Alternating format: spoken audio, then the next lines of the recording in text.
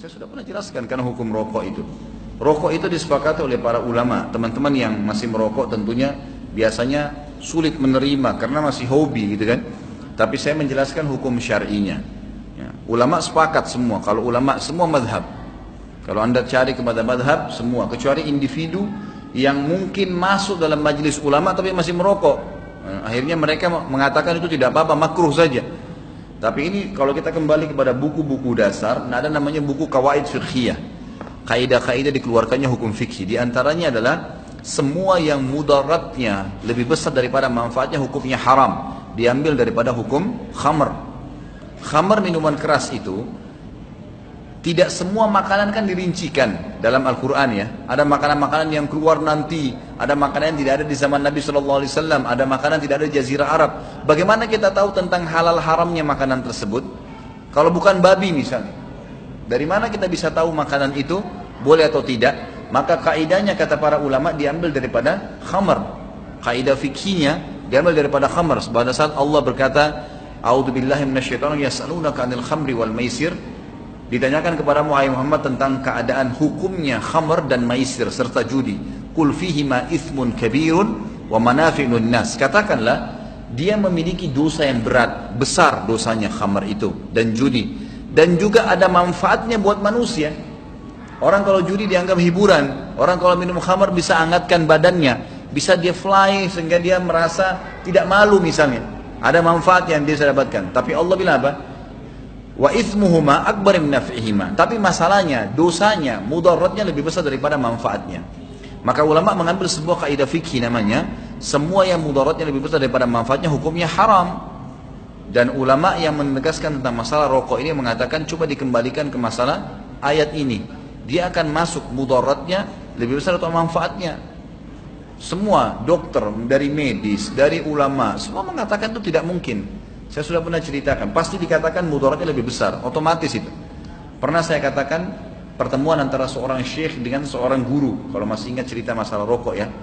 Guru itu mengatakan, "Syekh, dari mana anda katakan rokok itu haram? Sementara saya tidak melihat itu perbuatan yang salah. Rokok biasa, saya beli uang, pakai uang saya bakar, saya ngerokok, biasa, saya tidak merasa ada apa-apa." Gitu kan? Lalu kata syekhnya, karena dia masuk dalam firman Allah Subhanahu wa taala dan Allah menghalalkan thayyibat dan mengharamkan khaba'ith. Allah mengharamkan yang baik-baik, Allah mengharamkan khaba'ith, sesuatu yang buruk. Lalu kata guru itu, saya tidak melihat saya tidak melihat rokok itu buruk. Saya enggak melihat itu khaba'ith.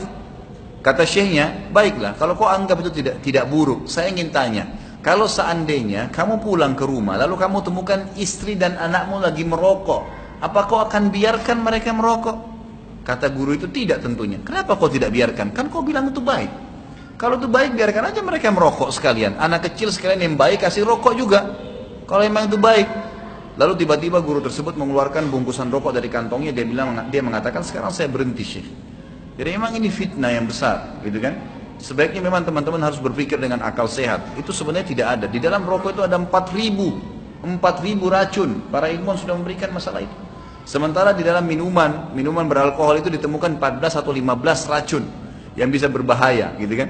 Tapi rokok bisa 4.000. Subhanallah.